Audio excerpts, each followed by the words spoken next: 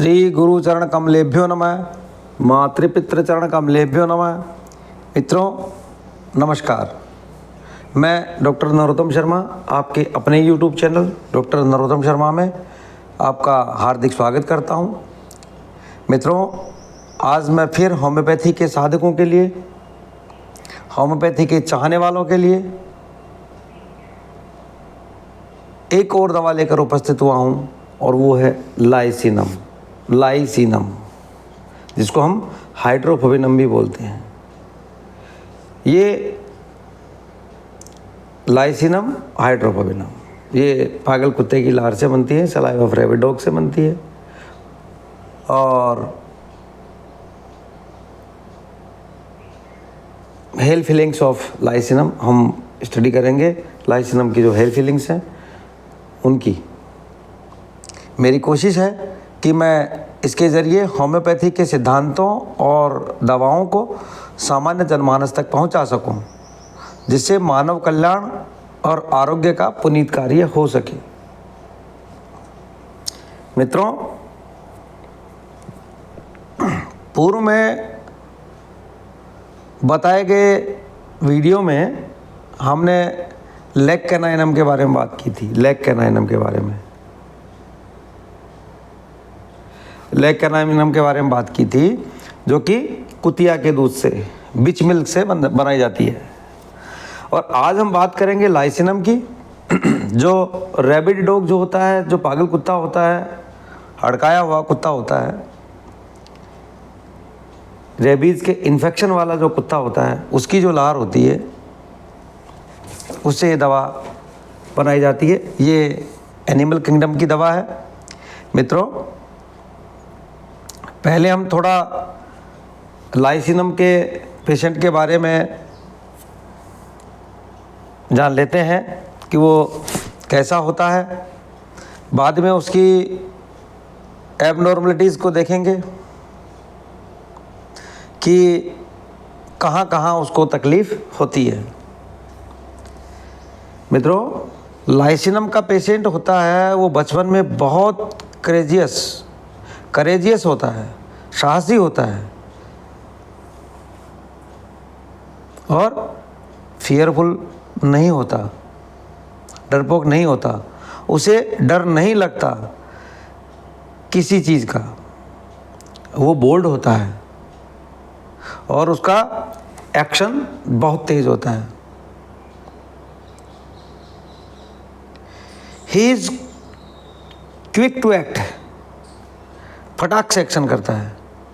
कोई चीज़ अगर उसको समझा रहे हैं तो बहुत जल्दी समझ में आ जाता है।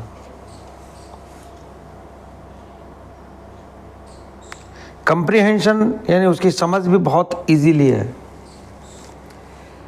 लाइसिनम के पेशेंट को अपनी सामाजिक प्रतिष्ठा, सोशल स्टेटस का बहुत ज़्यादा ख्याल रहता है। समाज में उसका क्या स्थान है, लोग उसके बारे में क्या सोचते हैं, स्टेटस, प्रतिष्ठा के बारे में बहुत सोचता है। कभी कभी हम ड्रीम में भी देखते हैं, उसके जो ड्रीम्स हैं उनमें भी ये चीज़ देखते हैं हम।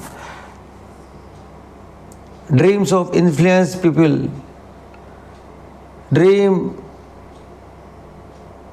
He is talking in elegant language,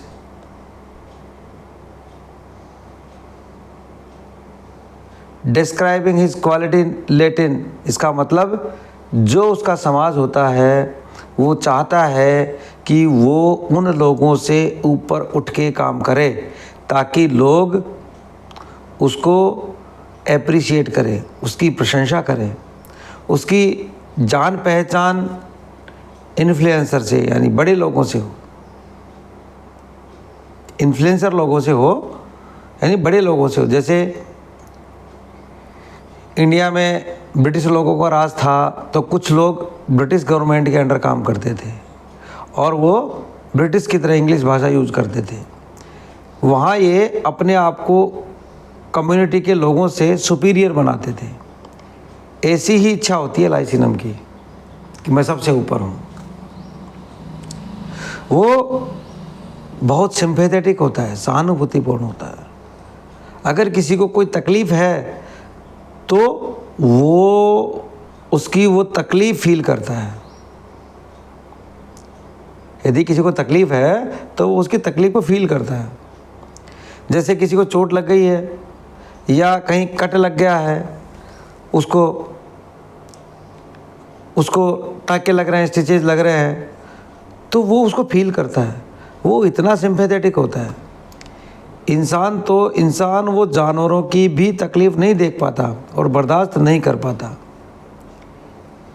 वो इतना सेंसिटिव व सिंपैथेटिक होता है।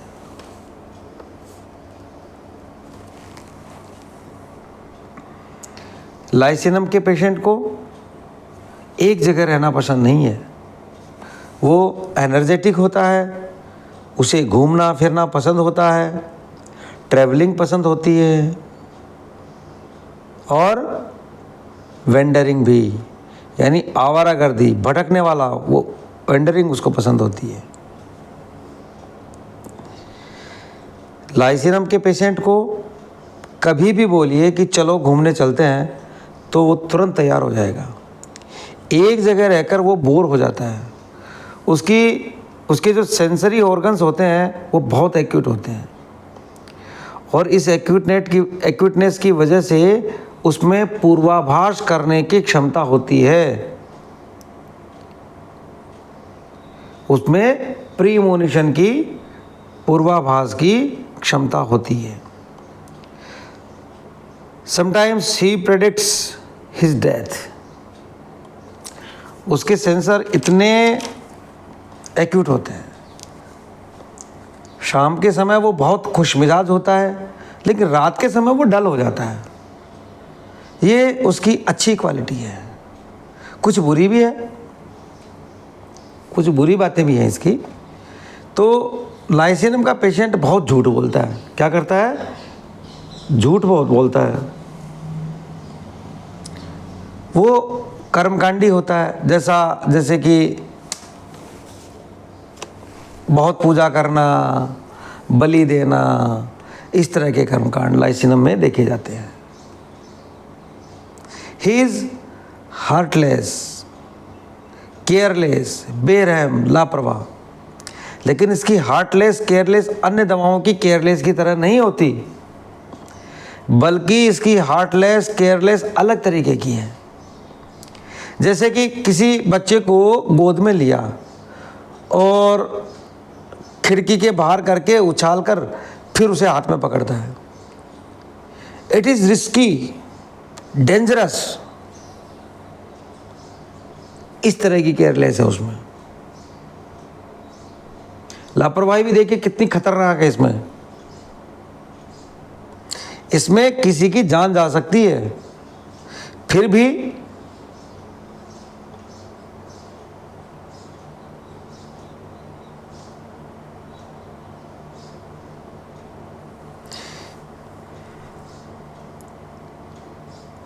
ये ऐसा कृत्य करता है। फिर है इसकी लेस्बियनिज्म।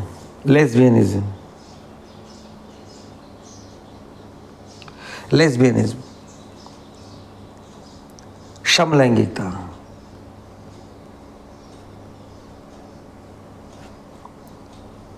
या लेस्बियसनेस, ये भी समलैंगिकता ही बोलेंगे।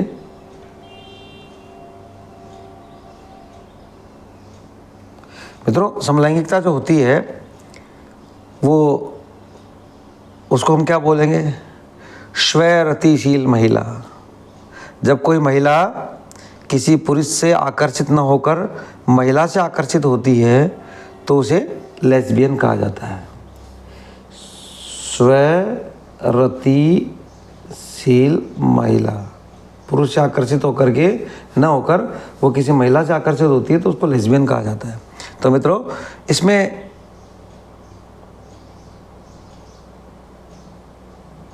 लेस्बियनिज्म है, कामुक, सेक्सुअल डिजायर है।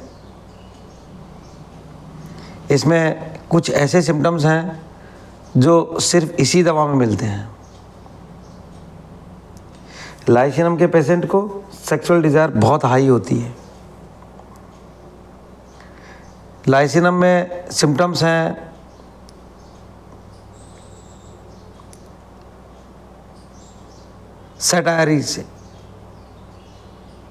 सैटायरिसेस, व्यंग्य करना, लेकिन ये मेनिया में होता है। जब उसको मेनिया होता है उस समय होता है। नॉर्मली लाइसिनम का पेशेंट सेक्सुअली एवर्जन होता है क्योंकि उसे डिज़ायर होने के बाद भी एवर्जन होता है, यानी घृणा होती है। क्योंकि जब भी उसे इरेक्शन होता है या जब भी उसको टेस्टिस में दर्द होने लगता है, जब भी उसको इरेक्शन होता है तो उसके टेस्टिकल्स में दर्द होने लगता है। टेस्टिकल्स में क्या होने लगता है? दर्द। उसके टेस्टिस श्रिंक रहते हैं। स्क्रोटम में श्रिंक होता है। स्क्रोटम यानी अंडकोश की जो थैली होती है उसको स्क्रोटम बोलेंगे। तो उसमें श्रिंक होता है। और ग्लांस ऑफ पेनिस शेषनामुंड ड्राई होता है।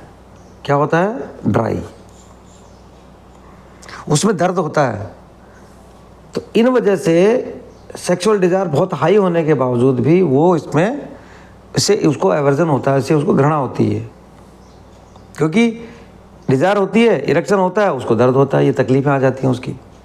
अतः जब भी लाइसिनम का पेशेंट सेक्सुअल इंटरकोर्स यानी संभोग करता है तो उसे प्लेजर के बजाय इतना ज़्यादा पेन होता है कि इंटरकोर्स न करना ही कुछ अच्छा लगता है। और मान लो अगर करना भी पड़ा तो वो प्लेजर के बजाय इनडिफरेंट हो जाता है ड्यू टू दिस पेन। उसे इरेक्शन भी हुआ तो भी पेनफुल इरेक्शन होता है। और उसने एक बार इंटरकोर्स कर भी लिया तो इतना दर्द होता है कि जैसे कई बार इंटरकोर्स कर लिया हो। संभोग के समय और संभोग के बाद बहुत ज़्यादा तकलीफ़ होती है उसे, इसलिए वो इन चीज़ों को अवॉइड करता है। ये है उसकी कामुकता। इस प्रकार की कामुकता है इसमें। अब आते हैं इसके सैडनेस पर। कामुकता देख ली हमने, अब देखेंगे अब सैडनेस। वो उदास होता है जैसे उसके साथ कोई अमंगल हुआ हो। और जब भी वो उदास होता है तो वो अपने अंदर कमज़ोरी महसूस करता है। जैसे अगर वो बच्चा हो तो सुबह व शाम के वक्त ज़रूर होता है, सुबह और शाम के वक्त वो ज़रूर होता है। जब उसको परेशानी होती है और वो होपलेस हो जाता है तो चिल्लाता है, चीखता है। चीज़ें उसके एडवर्स हों, प्रतिकूल हों और वो होपलेस में चला गया हो तो शांत नहीं बैठेगा, वो स्ट्राइक करेगा, प्रहार करेगा। और फिर उसकी उदासी बढ़ती गई तो उसके अंदर सुसाइडल इम्पल्स भी आते हैं। सुसाइडल इम्पल्स भी आते हैं उसमें, जब ये इस प्रकार के एवर्जन उसका बढ़ता गया तो, होपलेसनेस बढ़ती गई तो। और जब वो सुसाइड की सोचता है तो वो चाहता है कि ऊंचाई पर जाए और वहाँ से कूद कर अपनी जान दे दे। कि सुसाइडल थॉट्स भी कैसी आती हैं? ऊंचाई पर जाए और वहाँ से कूद कर अपनी जान दे दे। इस प्रकार की सुसाइडल इम्पल्स उसमें आते हैं।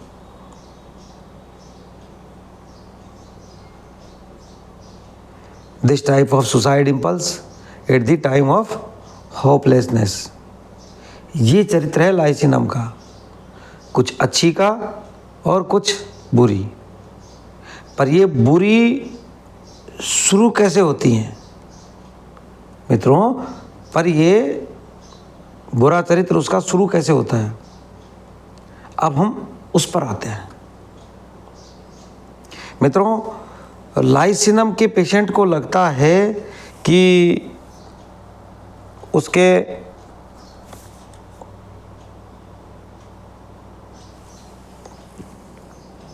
उसके साथ बुरा हो रहा है, ऐसा उसको फील होता है। He is being tormented. उसे इतना ज़्यादा सताया, परेशान किया जा रहा है कि उसे लगता है कि वो नरक में है, साक्षात नरक में। इस तरह की तकलीफ़ें उसे झेलनी पड़ती हैं और इस अत्याचार, इस टॉर्मेंट के खिलाफ वो कुछ कर नहीं पाता। मित्रों, हम एक उदाहरण से समझते हैं जिससे चीज़ें हमें आसानी से समझ में आ सके। मान लीजिए कि एक व्यक्ति है जो किसी के यहाँ बहुत मन लगाकर अपना काम करता है, लेकिन उसका मालिक बहुत रफ है, बहुत गुस्से वाला है। तो लाइसिनम का पेशेंट उनके यहाँ इस तरीके से काम करता है जैसे कि वो अपने निजी काम का मन लगाकर करता है, निजी काम को मन लगाकर करता है, लेकिन उसके मालिक के गुस्से वाला, निर्दयी होने की वजह से लाइसिनम के पेशेंट को बहुत तकलीफ़ें झेलनी पड़ती हैं। बहुत मन लगा काम करता है, लेकिन उसको उस वजह से तकलीफ़ें झेलनी पड़ती हैं। जैसे उसका मालिक है, उसने उसे गाली दे, उस पर हाथ उठा दे, उसकी इंसल्ट करे, क्रिटिसाइज़ करे, तो लाइसिनम के पेशेंट ने जो मन लगाकर काम किया उसके बदले में उसको क्या मिला? जिल्लत, चोट, अपमान। जिन चीज़ों के लिए वो बहुत ज़्यादा सेंसिटिव था, उन्हीं चीज़ों पे उस मालिक ने हमला किया। तो लाइसिनम का पेशेंट उस चीज़ को बर्दाश्त नहीं कर पाता। तब एक सिम्टम मिलता है, एक डिल्यूजन मिलता है सिम्टम्स में कि delusion he is tormented, delusion he is tormented. क्या डिल्यूजन मिलता है? उसे लगता है कि मैंने ऐसा कुछ नहीं किया कि मुझे ये सारी चीज़ें झेलनी पड़े, ये प्रताड़ना मुझे झेलनी पड़े। डिल्यूजन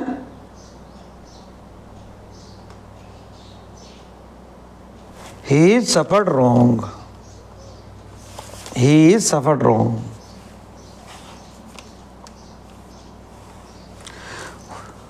उसे लगता है कि मैं नरक में हूं।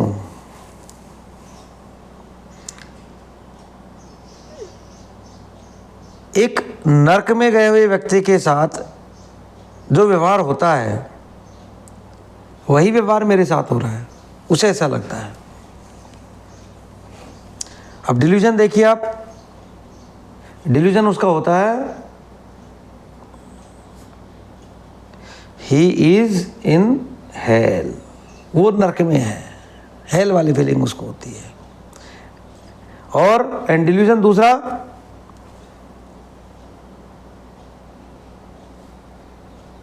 he suffer the torment of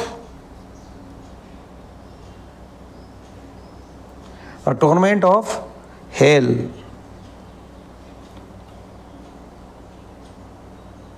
and cannot explain it, वो इसको एक्सप्लेन भी नहीं कर पाता। ये सब झेलते हुए वो जीता है, क्योंकि उसे पता है वो कुछ नहीं कर सकता। At the end of the day मालिक के अंडर ही काम करना है, आखिरकार मालिक के अंडर ही तो काम करना है। ये क्या करे उसको? आखिरकार मालिक के अंडर ही काम करना पड़ेगा। उसकी हालत उस पिंजरे की चिड़िया की तरह है जो चहकती है, खाती है, थोड़ा उड़ती है, कोशिश करती है और अंत में थक कर वही गिर जाती है। उसी पिंजरे में उसको गिरना है। इसी तरह की हालत होती है लाइसिनम के पेशेंट की। और लाइसिनम का पेशेंट इसे कब तक सहेगा? सहनशीलता की भी कोई सीमा होती है, कोई हद होती है। तब उसे डिल्यूजन आता है कि he will be in fear of insanity. उसे पागलपन का डर होता है, वो पागल हो जाएगा, उसे लगता है कि वो पागल हो जाएगा। ये सिचुएशन लाइसिनम पेशेंट की होती है। सहन करता है, लेकिन सहन भी कब तक होगा? इतना ज़्यादा सहन करेगा वो, तो अंत में क्या होता है, उसको लगता है कि मैं पागल हो जाऊंगा। ये सिचुएशन लाइसिनम पेशेंट की होती है मित्रों। इसलिए अंत में जाकर वो क्या हो जाता है, वॉयलेंट हो जाता है, हिंसक हो जाता है। जैसे एक पागल कुत्ता अपने मालिक पर ही अटैक करता है, उसी तरह से लाइसिनम पेशेंट अंत में वैसा ही करता है। इसे और आगे हम एंगर में भी देखेंगे। ये सिचुएशन केवल मालिक और नौकर का ही नहीं, बल्कि ये सिचुएशन ऑफिस में काम करने वाले बॉस और कर्मचारी के बीच भी हो सकती है। ये सिचुएशन बाप और बेटे के बीच भी हो सकती है। ये सिचुएशन गुरु और शिष्य के बीच भी हो सकती है। लेकिन अभी हमने जो बातें बताई गई, जो फीलिंग्स बताई, वो फीलिंग्स उसमें होनी चाहिए। मित्रों, यदि समझ में ना आए तो होम्योपैथी बड़ी कठिन चीज़ है, बहुत कठिन चीज़ है समझ में नहीं आए तो। और यदि समझ में आ जाए तो वो बहुत खूबसूरत है।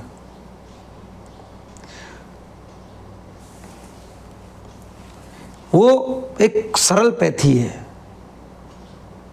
जो आपको कई रिवार्ड दिला सकती है। समझ में ना आए तो नहीं आए, और आ गई तो इसकी खूबसूरती का कोई भी ठिकाना नहीं है, इसकी खूबसूरती का कोई पैमाना नहीं है। इसकी खूबसूरती मैं बोलूँगा अनंत है, उसका कोई कंपैरिजन ही नहीं है। इतनी खूबसूरत पैथी है।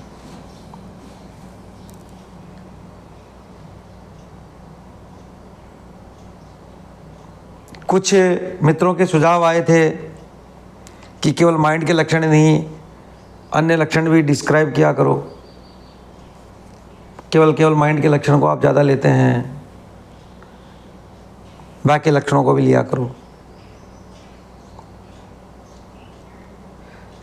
वैसे तो मैं मित्रों थोड़े अन्य लक्षण भी बताने की कोशिश करता हूँ, लेकिन यदि ये सारे लक्षण बताए तो ये वीडियो बहुत लंबा हो जाएगा। क्या अन्य वीडियो भी बहुत लंबे हो जाएं यदि ज़्यादा मैं फिजिकल लक्षणों को ले आऊँ तो। लेकिन यदि हम माइंड के लक्षण भी यदि हम कंसिडर कर लेंगे तो आपकी सही दवा चुनने में आपको बहुत ज़्यादा मदद मिलती है। पहले हम देखते हैं एंजाइटी। इसकी एंजाइटी कैसी होती है? मित्रों, लाइसिनम के पेशेंट को एंटीसिपेटरी एंजाइटी होती है। किसी बात के लिए पहले ही चिंता हो जाती है, अग्रिम चिंता हो जाती है उसको, एंटीसिपेटरी एंजाइटी होती है। कैसी होती है? एंटीसिपेटरी।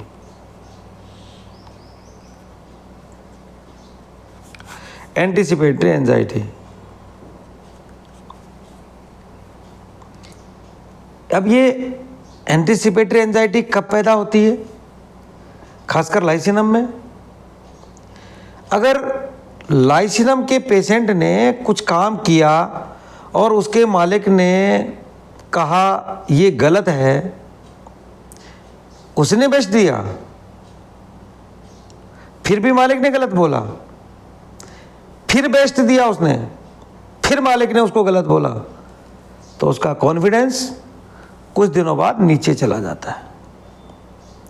तो कोई भी काम करने से पहले ही डर होता है।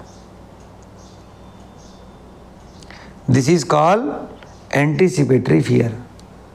अभी आप घर में भी देख सकते हैं, कोई बच्चा बहुत अच्छा काम करता है, फिर आप उसको बोलते गलत किया, वो बहुत अच्छा करता है, फिर गलत किया है, तो उसको कोई भी काम करने से पहले एक डर की अनुभूति हो जाएगी। क्या पता ये काम सही होगा कि नहीं होगा, क्या पता मुझे डांट तो नहीं मिलेगी, भले ही वो उस काम को सही करे। तो इस प्रकार का जो डर होता है उसको हम एंटीसिपेटरी एंजाइटी बोलते हैं। ठीक है मित्रों, समझ में आया एंटीसिपेटरी एंजाइटी क्या बोल रही होती है? तो this is called anticipatory fear. तो लाइसिनम के पेशेंट को एंटीसिपेटरी फियर होता है।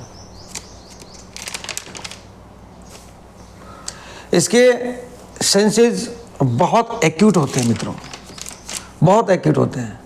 तो नॉइज़ व लाइट की वजह से लाइसिनम पेशेंट को बहुत ज़्यादा बेचैनी होती है, जैसे गानों से यानी म्यूज़िक से, म्यूज़िक का शोर, बेल आदि से बेचैनी होती है, या फिर लाइट जैसे ब्राइट लाइट है या रेडिएशन वाली लाइट है, या फिर मिरर का रिफ्लेक्शन वाली लाइट, तो इसको इनसे बेचैनी होती है। इसको जो एंजाइटी होती है वो चेस्ट में होती है, खासकर हार्ट रीजन में, हार्ट का जो क्षेत्र रहता है उसमें। एंजाइटी के साथ उसको ज़ोर ज़ोर से पाल्पिटेशन होती है, उसका दिल धड़कता है बहुत ज़्यादा। और मित्रों, लाइसिनम का पेशेंट अगर सोने जा रहा है और उस समय उसको एंजाइटी आ गई तो वो सो नहीं पाता है, वो उठकर बैठ जाता है, वो उठकर बैठ जाता है। उसी तरह उसकी रेस्टलेस भी है। लेकिन लाइसिनम का जो रेस्टलेसनेस है वो माइंड एक्सर्शन से बढ़ जाता है, दिमागी कार्य ज़्यादा करने से बढ़ जाता है। और जब उसको रेस्टलेसनेस होती है तब वो एक जगह बैठ नहीं सकता, एक जगह से दूसरी जगह, उधर से इधर, इधर से उधर होता रहता है।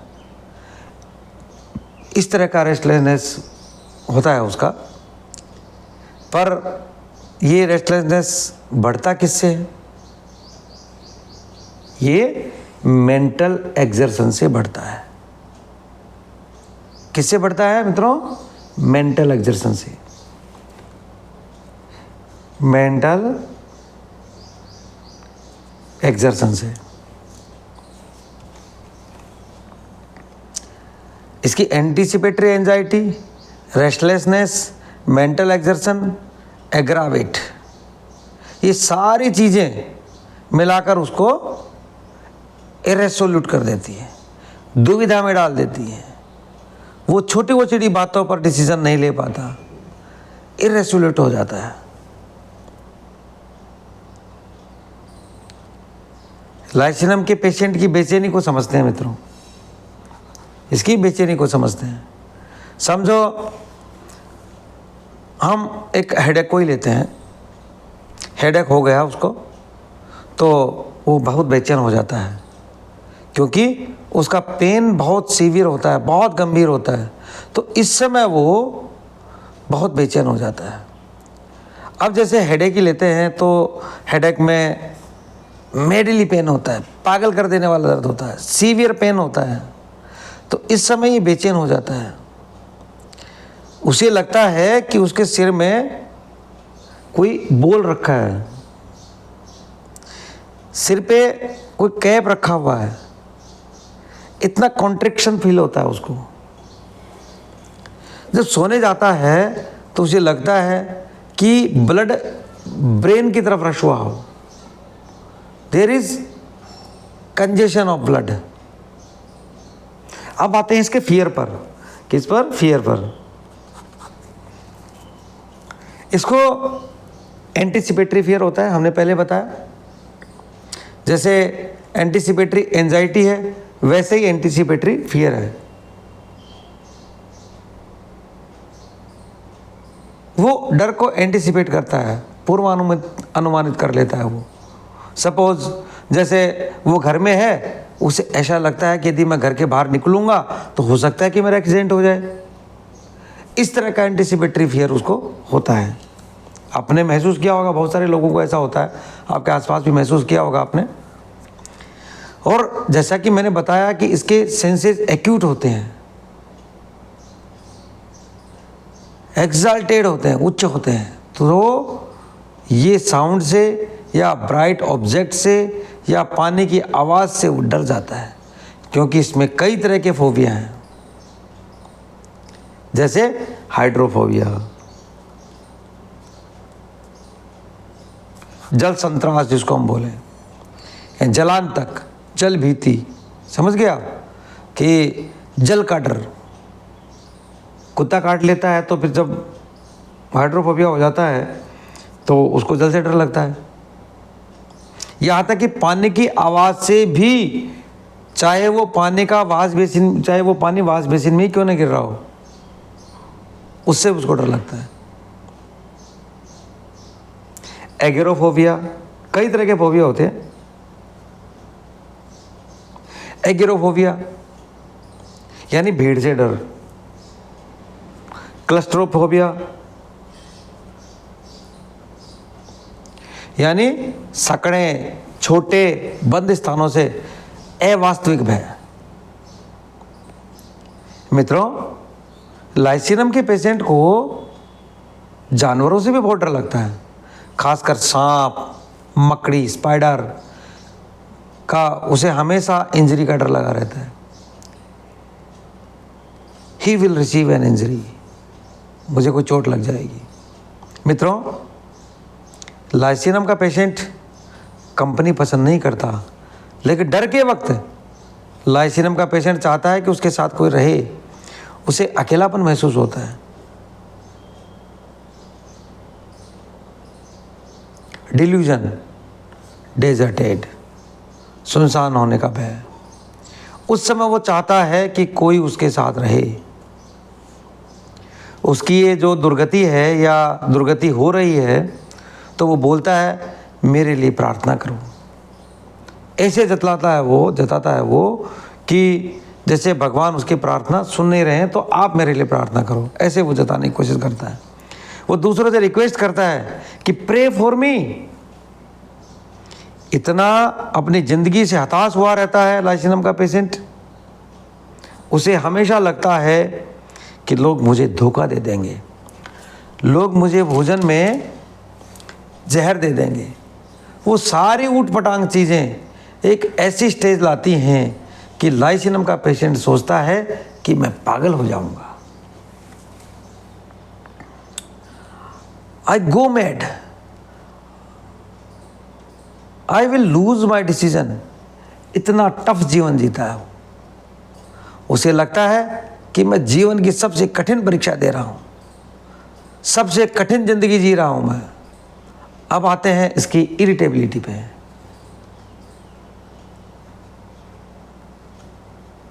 इरिटेबिलिटी कैसी होती है, उसका चिड़चिड़ापन कैसा होता है?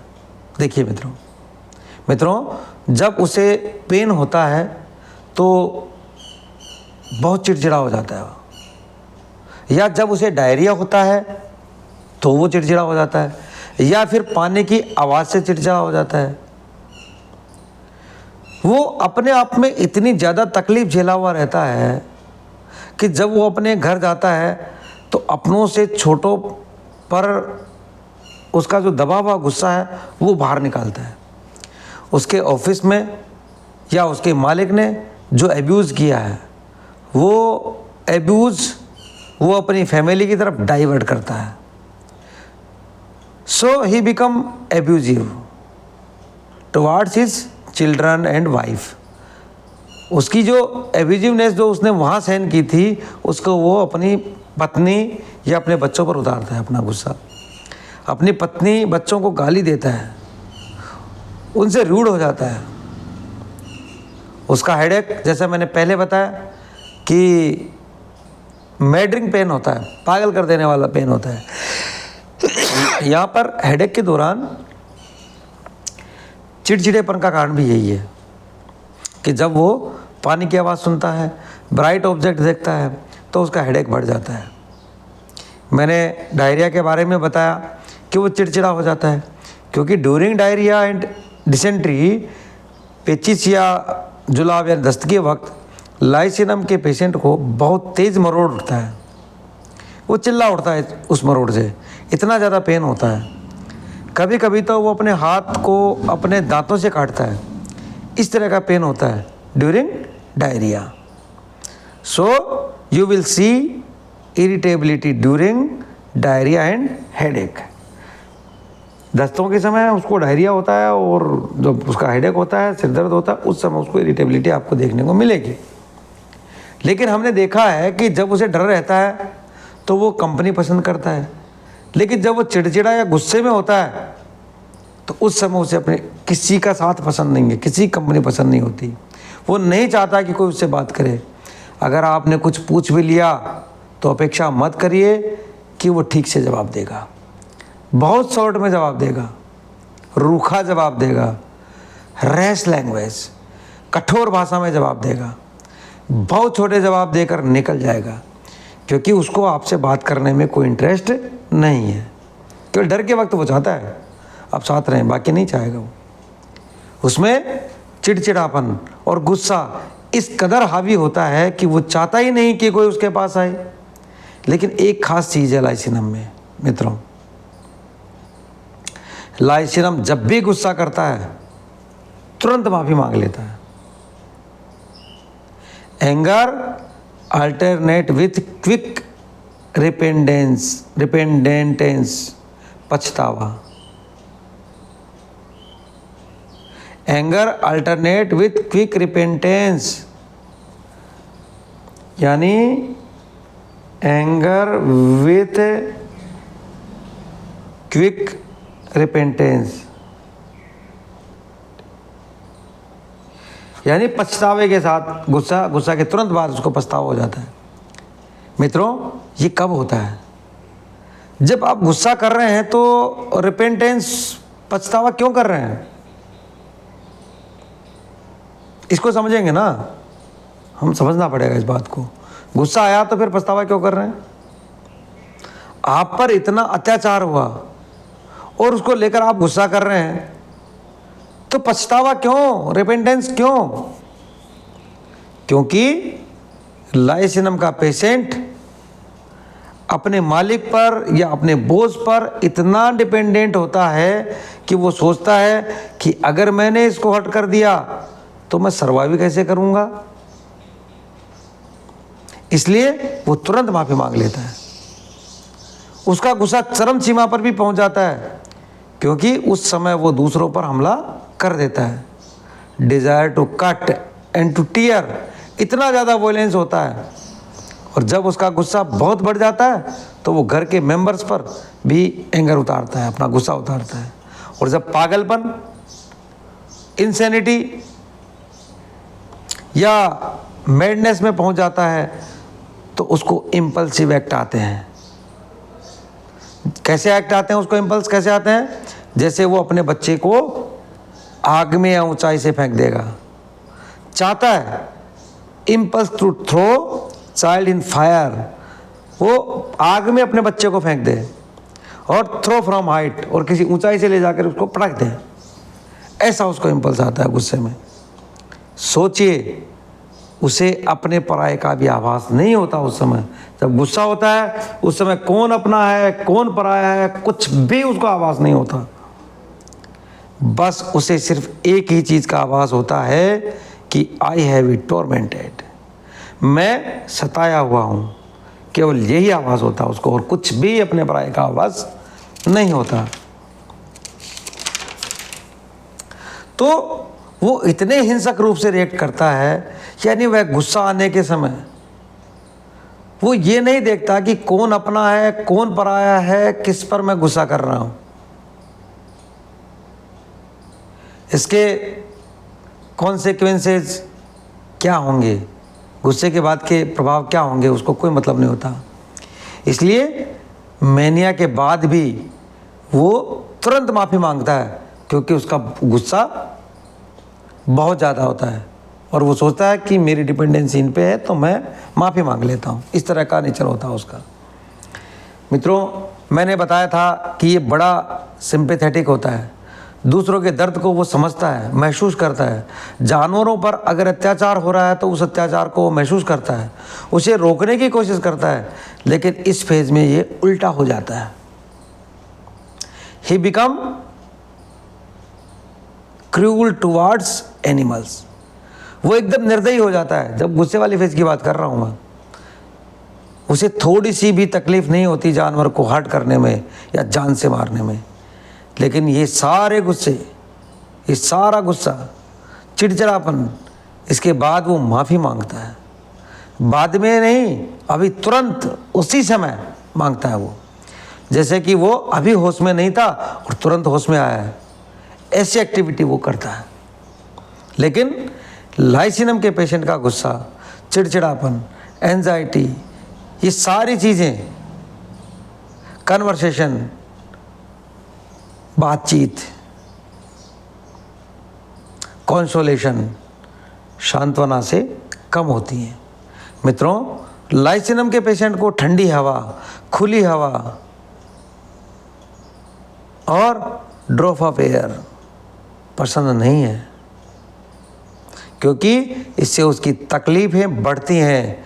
या फिर गर्म रूम में चला जाए, गर्म हवा में चले, गर्म रेडिएशन हो, गर्म सूर्य का प्रकाश हो, इन सारी चीज़ों से उसकी तकलीफ़ बढ़ जाती है। वेदर में, बारिश के मौसम में या नमी वाले मौसम में उसको तकलीफ़ होती है।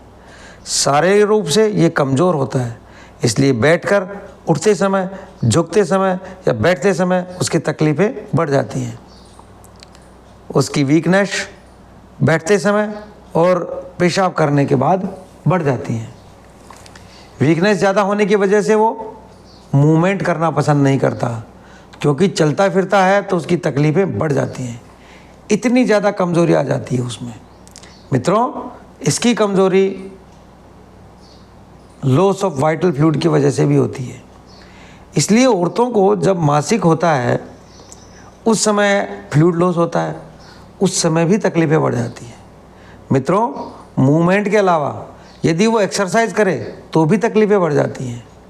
शारीरिक एक्सर्शन या मेंटल एक्सर्शन से भी इसकी तकलीफ़ें बढ़ जाती हैं। यानी शरीर और मन दोनों से ये थक चुके होते हैं। इसे फील होता है कि मेरी बॉडी फ्लैबी है, थुलथुली है और कमज़ोर है। लाइसिनम के पेशेंट का सर्कुलेशन हमेशा स्लो होता है, इसलिए हमें पैरालिसिस भी देखने को मिलता है इसमें। ये पैरालिसिस असेंडिंग टाइप होता है, असेंडिंग टाइप होता है, यानी ये पैरालिसिस नीचे से ऊपर की ओर बढ़ता है। म्यूकस मेम्ब्रेन रेड के बजाय वाइट दिखते हैं। फास्टिंग को वो बर्दाश्त नहीं कर पाता, फास्टिंग की वजह से इसकी तकलीफ़ें बढ़ती हैं। जैसा कि मैंने आपको बताया कि ये बहुत सेंसिटिव होता है। ये जनरलिटीज़ में भी हमें ये देखने को मिला कि बहते पानी को या चमकीली चीज़ों को या मिरर को या ऐसी चमकीली चीज़ें जिनसे लाइट रिफ्लेक्ट होकर आती है, तो ऐसी चीज़ों से इसकी तकलीफ़ बढ़ जाती है। मित्रों, लाइसिनम के शरीर में अगर कोई बाहरी चीज़ चली जाए, जैसे वैक्सीनेशन या डस्ट, तो भी उसको तकलीफ़ होती है। अब हम लोग फूड पर आते हैं। लाइसिनम के रोगी को नमकीन चीज़ें बहुत पसंद हैं। उसे रोस्टेड चिकन, चॉकलेट आदि पसंद होती है। कॉफ़ी और मटन से इसकी तकलीफ़ें बढ़ जाती हैं। हरी साग सब्जियां इसे पसंद नहीं है, पानी पसंद नहीं है। इसके ग्लैंड्स में लीवर, स्प्लीन या ग्लैंड्स में स्वेलिंग होती है, एंड्यूरेशन होती है या एट्रोफी होती है। ये सारी चीज़ें लाइसिनम की जनरलिटीज़ में आती हैं। मित्रों, मेल सेक्सुअल ऑर्गन्स के पर्टिकुलर्स के बारे में मैंने पहले आपको बता दिया है, लेकिन फीमेल सेक्सुअल ऑर्गन्स का बहुत ज़्यादा रिलेशन लाइसिनम पेशेंट से होता है। इसके वेजाइना में, सर्विक्स एवं यूट्रस में स्वेलिंग होती है, हार्डनेस होती है, यूट्रस पेनफुल होता है उसका। और जब लाइसिनम की फीमेल चलती है तो यूट्रस का पेन रेडिएट होकर चेस्ट में चला जाता है।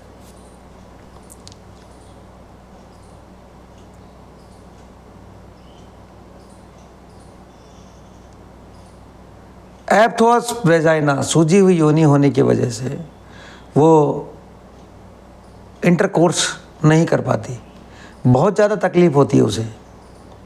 लाइसिनम को ड्यूरिंग एंड आफ्टर इंटरकोर्स, संभोग से पहले और संभोग से बाद, दोनों समय बहुत तकलीफ़ होती है। उसको वाइट डिस्चार्ज बहुत ज़्यादा मात्रा में प्रोफ्यूज़ होते हैं और ये डिस्चार्ज रोपी या धागे की तरह से ऐसे इस टाइप का सा डिस्चार्ज होता है। अब हम लाइसिनम के मेंसेस की तरफ आते हैं मित्रों। तो लाइसिनम के पेशेंट का मेंसेस प्रोफ्यूज होता है, बहुत ज़्यादा होता है, प्रोलोंग होता है, बहुत ज़्यादा दिनों तक होता है, फ्रिक्वेंट होता है, जैसे मेंसेस खत्म हुए और फिर 14 दिन बाद फिर शुरू हो गए, मतलब पूरा 28 दिन में की साइकिल भी पूरी नहीं होगी, ख़त्म हुए और उसके 14 दिन बाद फिर हो गया। तो लाइसिनम के पेशेंट में क्लाइमेट्रिक पीरियड, जो रजोनिवृत्ति काल के बाद भी मेंस्ट्रुअल डिस्चार्ज होते हैं, अर्थात क्या होता है, रजोनिवृत्ति काल की उम्र में भी मेंसेज इसको होते हैं। जब लाइसिनम फीमेल की लास्ट डिलीवरी होती है तो उसके बाद इसको ये सारी तकलीफें चालू होने की संभावना होती है। Eversion to cohesion after last delivery, vagina की सूजन होने की वजह से जब भी इंटरकोर्स होता है तो गंभीर पेन होता है, सीवियर पेन होता है, जो यूट्रस के पेन की तरह से ही रेडिएट होकर एब्डोमेन से लेकर चेस्ट तक चला जाता है। तो लाइसिनम के पेशेंट में देखा जाता है कि during and after intercourse aggravation होता है। इसलिए मैंने फीमेल जेनिटल्स को थोड़ा डिस्क्राइब किया, हेड व रेक्टल सिम्टम्स को थोड़ा डिस्क्राइब किया, क्योंकि ये लाइसिनम के इम्पोर्टेंट पार्ट है। मित्रों, मैंने अपनी तरफ से कोशिश की कि अपनी तरफ से अच्छा देने के लिए मैंने ये कोशिश की। यदि आपका कोई सुझाव हो तो कमेंट ज़रूर करें, मुझे अच्छा लगेगा। यदि मेरा ये प्रयास आपको अच्छा लगे तो वीडियो को लाइक एवं शेयर करें और चैनल को सब्सक्राइब करें। कृपया प्लेलिस्ट में जाकर के अलग अलग विषयों पर वीडियो ज़रूर देखें। हाँ, एक और महत्वपूर्ण बात, समाज हित में अपने मित्रों और रिश्तेदारों को भी फॉरवर्ड करें ताकि वो भी होम्योपैथी की इस शानदार दुनिया से, इस खूबसूरत दुनिया से परिचित हो सकें और इसका लाभ ले सकें। नमस्कार, जय हिंद, वंदे मातरम, जय भारत।